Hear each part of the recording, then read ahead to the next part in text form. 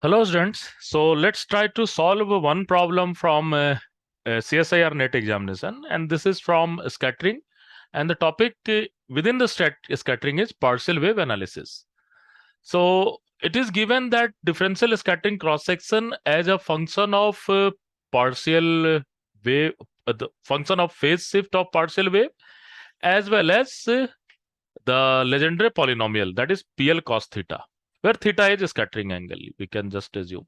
And it is given that only S and P wave are active, and the relation between the phase shift for L is equal to 1 and L is equal to 0 is given. So what we have to do, we have to calculate basically the value of cos theta. We have to calculate value of cos theta for differential scattering cross section is minimum. So we have to calculate this particular thing. So it's a very wonderful problem, and it need a very basic intuition about the differential scattering cross section and the indexing of all possible partial wave phase shift. So you cannot use any formula or anything. You have to go with the first principle in this particular problem. And look at very carefully, this is nothing but mod square. So if it is mod square, that means if we are going to open it, you cannot directly open this particular mod square, because this, due to this particular I factor, it will create a difference. So what we are going to do, suppose I have d theta as some summation over f L theta mod square, or some FL theta mod square, something like this. And when we are going to open it, then we have to go for a double summation. That is L1, and we have for FL1 star cos theta, and another summation is L2, and then this is FL2 cos theta. Then we can open it completely, because if suppose in this problem it is given S and P wave are active, that means you have this star term has also 1 and 0 and 1, and this non-star term have also this 0 and 1. So how many term will be there? For 0 and 1, we have actually 4 term: 0 0, 1 1, and 1 0 and 0 1. So we have 4 term in this particular thing, and hence this is minor, this is I here. So star will have some basic difference. So let me first open this particular term, and then we can go for obviously maxima and minima. D theta with we will just differentiate with respect to theta, and we can get the final answer. And we have to calculate the value of cos theta, which is very simple to calculate, but the opening of this summation is really exciting. Let's try to go for this opening. So first I have to open this mod square. So let me open this mod square. So if I am going to open this mod square, then this is not a one summation, rather it is 2 summation. This is 2 summation. And here L1 is equal to 0 and 1, and L2 is equal to also 0 and 1, and I am taking a star part, the first star part for L1 and non-star part for L2.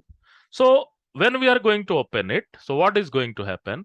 So you have 2L1 plus 1, 2L2 plus 1, e to the power minus I delta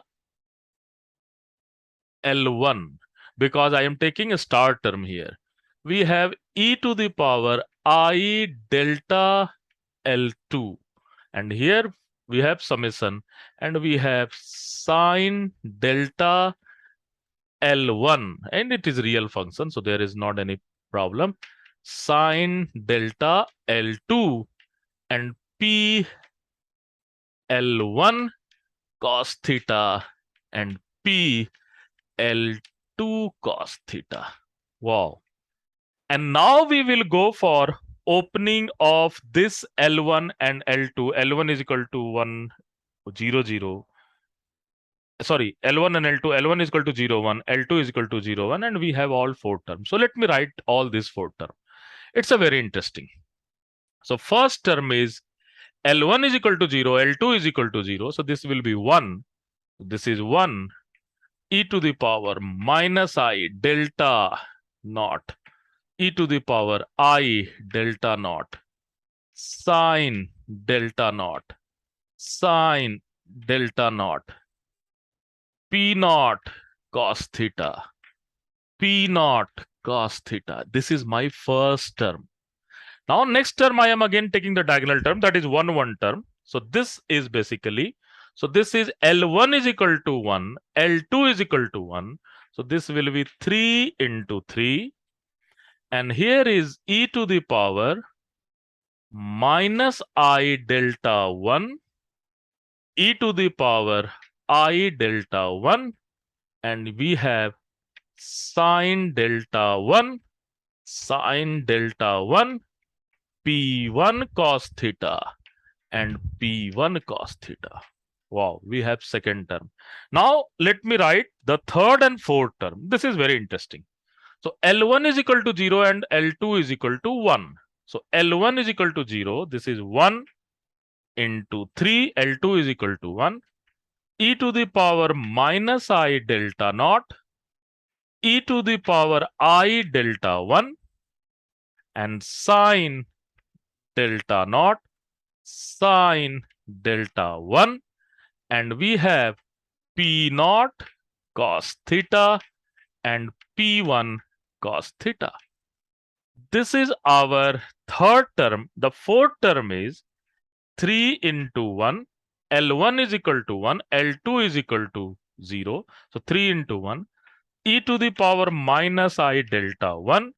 E to the power I delta 0. And we have basically sine delta 1 sine delta 0. And we have P1 cos theta and P naught cos theta. Wow. So this is my all 4 term we have written. Now let us try to write each and every term in term of delta naught as well as P1 naught is equal to 1 and P1 is equal to cos theta. So let me write the complete thing. So we will just cover all this thing. We needed this particular expression. So we have already discussed all this concept. So this point is very important and you have to do some manipulation in calculation also. So let me go for this.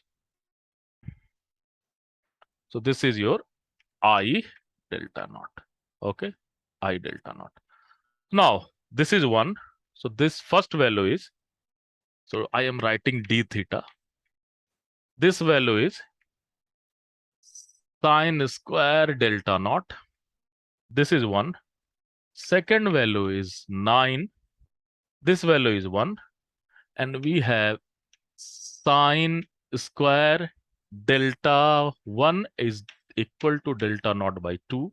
And P1 cos theta is basically cos square theta. Up to this, it is very simple. Now, let's try to go for these 2 terms. So this thing is common and 3 is also common. This thing we have to write in a different way. So let's go for this one.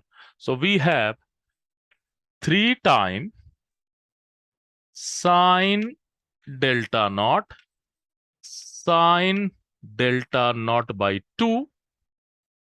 Okay. And we have P naught cos theta is 1 and P1 cos theta is cos theta.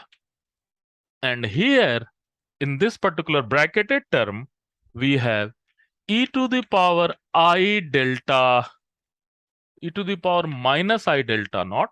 I am putting delta 1 is equal to delta naught by 2 and plus e to the power I delta naught. Wow. So this is your expression.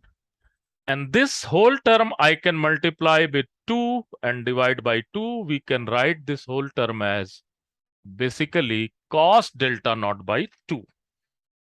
So let me write this whole term is sine square delta naught plus 9 sine square delta naught by 2 cos square theta plus 3 sine delta naught by 2, and here is cos theta into 2, and that is cos, and this will be delta naught by 2 actually, cos delta naught by 2. So again 2 cos delta naught by 2 and sine delta naught by 2 is equal to sine delta naught by 2. So we can again manipulate this thing.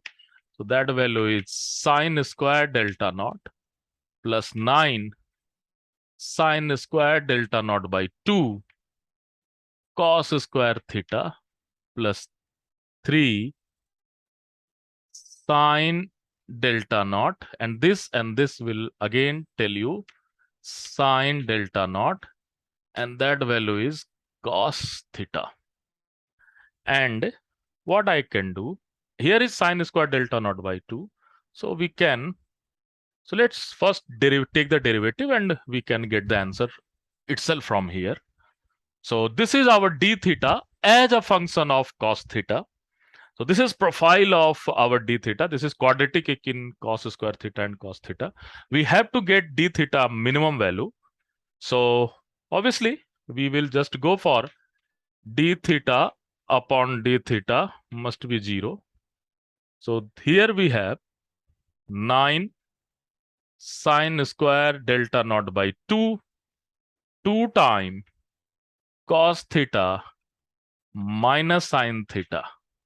So this is differentiation with respect to theta plus, and this is plus 3 sine delta naught